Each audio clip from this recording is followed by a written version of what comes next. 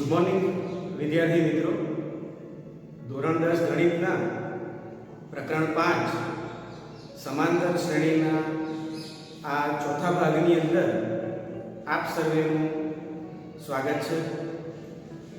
મિત્રો, આની અગાઉ આપણે શું શીખ્યા એનું થોડું પુનરાવર્તન કરી લઈએ. તો પ્રથમ ભાગની અંદર આપણે સૌથી પહેલા તો સમાંતર શ્રેણી કોને કહેવાય એને સમજવાનો પ્રયત્ન કર્યો. હવે એના પછી આપણે સમાંતર શ્રેણી માટે કેટલાક જરૂરી અને અગત્યના ચલ ને ઓળખ્યા. દાખલા તરીકે એને આપણે સમાંતર શ્રેણીનું પ્રથમ પદ કહીએ છીએ. ડી એટલે કે સમાંતર શ્રેણીનો સામાન્ય તફાવત છે, અને એન એટલે કે સમાંતર શ્રેણીના પદનો ક્રમ છે. ત્યારબાદ બીજા વિડિયોની અંદર આપણે વાત કરી કે સમાંતર શ્રેણીનું એનમું પદ શોધવું હોય તો એનું સૂત્ર તમારી સામે છે કે સમાંતર શ્રેણીના એનમા પદને આપણે an કહીએ છીએ, અને an બરાબર a પ્લસ n માઈનસ 1 ગુણ્યા d. અને એના ઉપરથી આપણે ત્રીજા વિડિયોની અંદર આ સૂત્ર ઉપર આધારિત કેટલાક વિવિધ પ્રકારના દાખલાઓને સમજવાનો પ્રયત્ન કર્યો. હવે આજે આપણે પ્રકરણનું બીજું એક સૂત્ર સમાંતર શ્રેણી માટે એને સમજીશું, અને એ સૂત્ર ઉપરથી આપણે કેટલીક આગળની બાબતોને પણ સમજવા માટેનો પ્રયત્ન કરીશું. ધ્યાન આપશો તો ચોક્કસ તમને એમાં પૂરેપૂરો ખ્યાલ આવશે. મિત્રો, અત્યાર સુધી આપણે સમાંતર શ્રેણીનું પદ શોધવા વિશેની વાત કરી, પદનો ક્રમ શોધવા વિશેની વાત કરી. પણ હવે તમને કોઈ સમાંતર શ્રેણી આપેલી હોય અને એ સમાંતર શ્રેણીના n પદોનો સરવાળો, મતલબ કે ઉદાહરણ આપો કે કોઈ એક શ્રેણી આપી છે કે જે શ્રેણી સમાંતર શ્રેણી છે, અને હવે તમને એવું કહેવામાં આવે કે સમાંતર શ્રેણીનું 15મું પદ શોધો, તો તમે આ સૂત્રનો ઉપયોગ કરવાનો. પણ હવે તમને એમ કહેવામાં આવે કે આ સમાંતર શ્રેણીના પ્રથમ 15 પદોનો સરવાળો કરો, પ્રથમ 25 પદોનો સરવાળો કરો, પ્રથમ 32 પદોનો સરવાળો કરો. તો એ સરવાળો કેવી રીતે કરી શકાય એ આજે તમને આવડશે. મિત્રો, આ તો એટલા માટે પણ અગત્યનો છે કે ભવિષ્યમાં પણ જ્યારે તમે સ્પર્ધાત્મક પરીક્ષાઓમાં ભાગ લેશો તમારી ઉચ્ચ કારકિર્દી માટે, ત્યારે એમાં પણ આવા બધા પ્રકારના પ્રશ્નો પૂછાતા હોય છે, અને એ પ્રશ્નોનો જવાબ તમને ઝડપથી ત્યારે જ આવડશે જ્યારે તમે એના અનુરૂપ સૂત્રનો પૂરેપૂરો ખ્યાલ મેળવેલો હશે. તો મિત્રો, પહેલા આપણે સૂત્રને સમજી લઈએ. તો સમાંતર શ્રેણીના પ્રથમ n પદોનો સરવાળો કરવા માટેનું સૂત્ર છે Sm બરાબર, હવે અહીંયા Sm છે એ પણ કહી દઉં તો સરવાળા માટે આપણે અંગ્રેજીમાં સમ ટર્મનો ઉપયોગ કરીએ છીએ, અને સમ ઉપરથી S n પદોનો સમ છે, n પદોનો સરવાળો છે, એટલે Sm કહીશું, અને સૂત્ર બને છે n ભાગ્યા 2 into bracket 2a plus n minus 1 ગુણ્યા d. ઘણી વખત મિત્રો સૂત્રો ભેગા થઈ જતા હોય છે, કારણ કે પ્રથમ સૂત્રની અંદર an માં માત્ર a છે. અહીંયા ધ્યાન રાખીશું કે into bracket 2a છે, તો તમને ઝડપથી એ યાદ પણ રહી જશે. Sn બરાબર n ભાગ્યા 2 into bracket 2a plus n minus 1 ગુણ્યા d. હવે વધુ આ સૂત્રને આગળ આપણે જો વિસ્તારથી સમજીએ તો કેટલીક વખત આપણને આ પદો નથી આપેલા હોતા, ડી નથી આપેલો હોતો અને પૂછે છે તો કેવું સૂત્ર બને અને કેવી રીતે બને એને પણ સમજીએ. તો આ આપણું મેઇન સૂત્ર છે.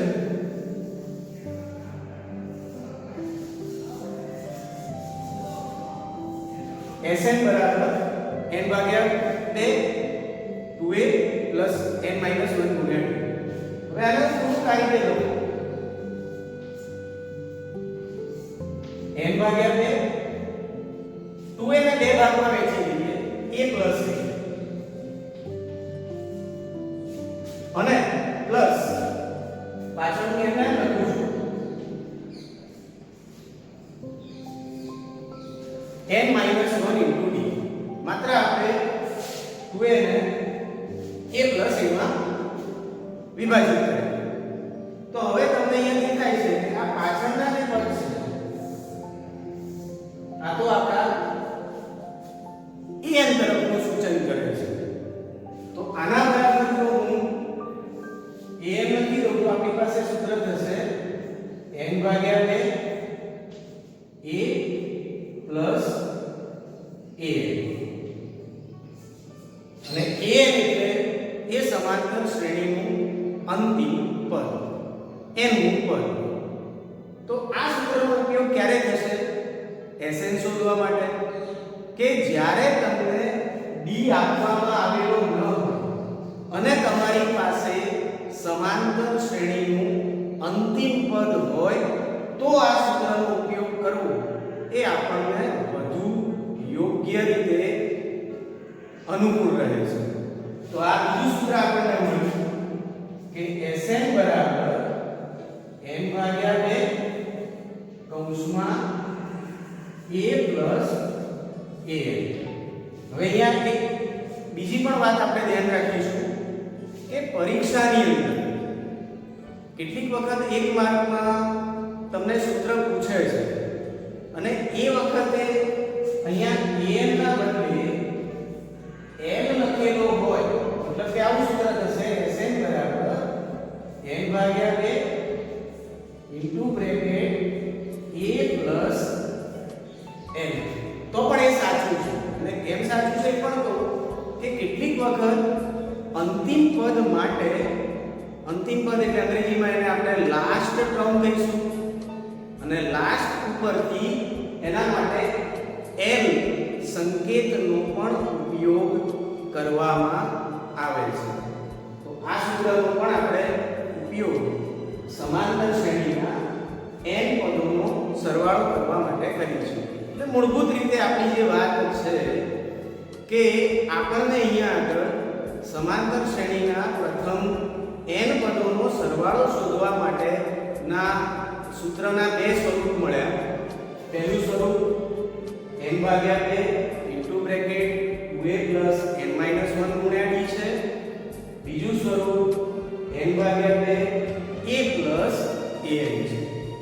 હવે આ સૂત્રોનો ઉપયોગ કરી અને આપણે દાખલા કેવી રીતે ગણી શકીએ એની સમજ એક ઉદાહરણથી મેળવીએ.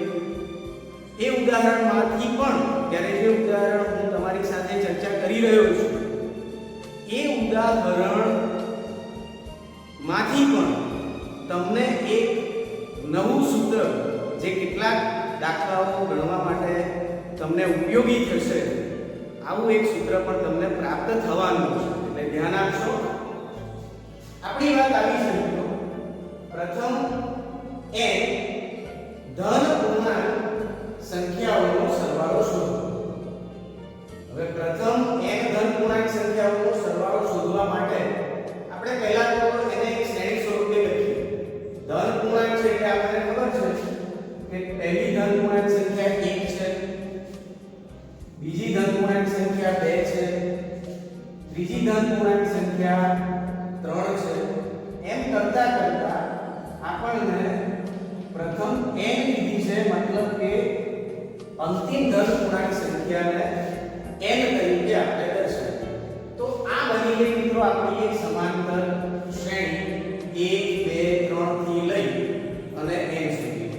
હવે આ સમાંતર શ્રેણીને હું પેલા ચલો ના સંદર્ભમાં દર્શાવું તો આના માટે a બરાબર સ્પષ્ટ છે કે 1 છે,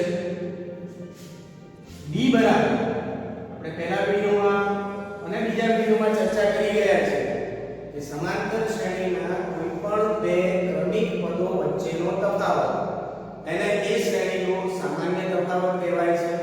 અનુકૂળતા ખાતર આપણે બીજા પદમાંથી પ્રથમ પદ બાદ કરીએ.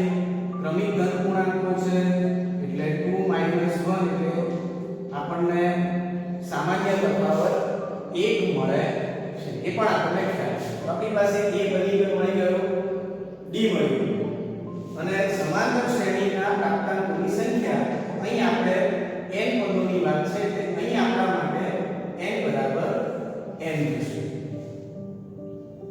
a d અને n આવી ગયા છે. n એ અંતિમ પદ પણ છે એટલે આપણે an અથવા તો l તરીકે પણ એને દર્શાવીશું. હવે મિત્રો હું સરળતા માટે આ સૂત્રનો ઉપયોગ કરવાના બદલે આ સૂત્રનો ઉપયોગ કરી અને આ n પદોનો સરવાળો શોધવાનો પ્રયત્ન કરું. n પદોનો સરવાળો મતલબ કે આપણે શોધવા માંગીએ છીએ 1 + 2 + 3 n પદો સુધીની જે સંખ્યાઓ છે એ સંખ્યાઓનો સરવાળો આપણે શોધવા માંગીએ છીએ અને જેને આપણે sum of n numbers એટલે કે Sn તરીકે દર્શાવીએ છીએ. તો હવે હું કિંમતો મૂકું. Sn બરાબર n/2 કૌંસમાં આ સૂત્રનો ઉપયોગ કરીએ છીએ આપણે. તો a એટલે આપણા માટે અહીંયા કિંમત છે 1 પ્લસ an એટલે આપણી સમાંતર શ્રેણીનું અંતિમ પદ અને એ અંતિમ પદ એ n છે. તો અહીંયા આપણે n મૂકી દઈએ. આને થોડું વ્યવસ્થિત સ્વરૂપે લખીએ તો બરાબર n/2 અને 1 + n છે એને હું દર્શાવું છું n + 1 તરીકે. તો મિત્રો આ એક સમીકરણ કે સૂત્ર આપણને મળ્યું. હું એને ફરીથી લખું છું. Sn બરાબર n into bracket n plus 1 divided by 2. તો આ સૂત્રનો તમને અહીંયા આગળ ખ્યાલ આવ્યો કે આપેલી સમાંતર શ્રેણી જો ક્રમિક ધન પૂર્ણાંક સંખ્યાઓ છે અને એની પ્રથમ n ધન પૂર્ણાંક સંખ્યાઓનો સરવાળો આપણે શોધવો હોય તો આપણી પાસે સૂત્ર છે Sn બરાબર n into n plus 1 ભાગ્યા 2. હવે આને આપણે એક ઉદાહરણથી સમજીએ. તો માની લો કે તમને એવું કહેવામાં આવે છે કે પ્રથમ 25 ધન પૂર્ણાંક સંખ્યાઓનો સરવાળો શોધો. તો મિત્રો તમે શું કરવાના કે પ્રથમ 25 ધન પૂર્ણાંક સંખ્યાઓ એટલે આપણી શ્રેણી કેવી બનશે 1 2 3 એમ કરતા કરતા આપણે આપણું અંતિમ પદ જે છે એ અંતિમ પદ 25 બનશે. મતલબ કે આપણી શ્રેણી 1 2 3 થી લઈ અને 25 સુધીની બનવાની. આપણા માટે અહીંયા પણ e બરાબર કેટલા લેવાના છે 1. ક્રમિક ધન પૂર્ણાંક સંખ્યાઓ છે એટલે b બરાબર પણ આગળ શોધ્યા કેટલા લેવાના છે 1 જ લેવાના છે. અને n એટલે પ્રાપ્તાંકોની અથવા તો પદોની અથવા તો શ્રેણીના ઘટકોની જે સંખ્યા છે એ સંખ્યા 25 પ્રાપ્તાંકો છે એટલે n બરાબર અહીંયા આગળ 25 થશે અને 25 એ આપણી શ્રેણીનું અંતિમ પદ પણ થશે, એનું પદ પણ થશે. મતલબ કે આપણે શું કરવા માંગીએ છીએ 1 + 2 + 3 + 4 એમ કરતા કરતા 25 સુધીનો સરવાળો જેને આપણે કહી દઈશું S25 કારણ કે 25 પ્રાપ્તાંકો નો સરવાળો શોધવા માંગીએ છીએ. સૂત્ર છે જ આપણી પાસે Sn બરાબર n ભાગ્યા 2 કૌંસમાં a પ્લસ an. પણ હવે આનો ઉપયોગ કરવાના બદલે આપણે હમણાં જે સૂત્ર કાઢ્યું એનો ઉપયોગ કરી લઈએ કે n કૌંસમાં n વત્તા 1 ભાગ્યા 2. મિત્રો યાદ રાખજો આ સૂત્રનો ઉપયોગ માત્ર અને માત્ર પ્રથમ n ધન પૂર્ણાંક સંખ્યાઓ હોય ત્યારે જ કરી શકાય. બાકીની કોઈ સમાંતર શ્રેણી હોય તો એના માટે આપણે આ સૂત્રનો જ ઉપયોગ આગળના દાખલાઓમાં કરીશું. તો n એટલે આપણા માટે શું છે? તો ઘાતાંકોની સંખ્યા 25 છે ગુણ્યા n વત્તા 1 25 વત્તા 1 એટલે 26 થશે અને ભાગ્યા 2. સાદું રૂપ આપીએ 26 ભાગ્યા 2 એટલે કે આપણને 13 મળશે. એટલે આપણો જે જવાબ થશે એ જવાબ 25 ગુણ્યા 13 થશે. ગુણાકાર કરતા આપણને આવડે છે. હું આશા રાખું કે તમે પણ સાથે ને સાથે નોટમાં આ ગુણાકાર હાલ જ કરો એટલે આપણે ચકાસી શકીએ.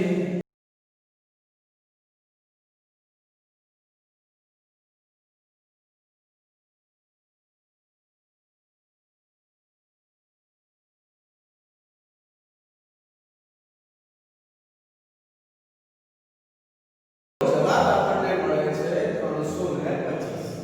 એટલે જો તમે 1 વત્તા 2 વત્તા 3 વત્તા 4 એમ 25 સુધીની સંખ્યાઓનો સરવાળો કરશો તો એ સરવાળો તમને 325 મળશે. તો આજના આ આપણા લેક્ચરની અંદર આપણે મૂળભૂત રીતે સમાંતર શ્રેણીના n પદોનો સરવાળો અને એ સમાંતર શ્રેણીના n પદોનો સરવાળો શોધવા માટે બે સૂત્રો શોધવાની વાત કરી. બે સૂત્રોની સમજ આપણે મેળવી એને આપણે યાદ કરી રાખીએ. અને ત્રીજું સૂત્ર આપણે ઉદાહરણ પરથી કાઢ્યું કે જ્યારે કોઈ સમાંતર શ્રેણી એ પ્રથમ ક્રમિક પ્રાપ્તાંકો સ્વરૂપે હોય તો એવા પ્રથમ n ક્રમિક પ્રાપ્તાંકોનો સરવાળો શોધવા માટે આપણને સૂત્ર મળે છે Sn બરાબર n * n + 1 / 2. અને એનો ઉપયોગ પણ કેવી રીતે કરવો એનું પણ આપણે એક ઉદાહરણ સમજવા માટેનો પ્રયત્ન કર્યો. તો હવે તમે મોડે કરી શકો કે તમને કે પ્રથમ 30 ધન પૂર્ણાંકોનો સરવાળો શોધો તો તરત જ તમે કહેશો કે સાહેબ પ્રથમ 30 ધન પૂર્ણાંકોનો સરવાળો એટલે S30 થાય અને સૂત્ર બનશે 30 ગુણ્યા 30 + 1 એટલે 31 અને ભાગ્યા 2. તો આનું સાદું રૂપ આપી જુઓ અને જે જવાબ આવે એ 1 થી 30 સંખ્યાઓનો સરવાળો થશે. તમને એમ કે પ્રથમ 50 ધન પૂર્ણાંકોનો સરવાળો શોધો તો તરત જ તમે શોધશો કે પ્રથમ 50 ધન પૂર્ણાંકોનો સરવાળો એટલે 50 ગુણ્યા 51 ભાગ્યા 2 અને એનો જે જવાબ આવશે એ સંખ્યાઓનો સરવાળો થશે. તો આ રીતે મિત્રો આપણે આજના લેક્ચરમાં માત્ર સૂત્રો અને આને સમજવાનો પ્રયત્ન કર્યો.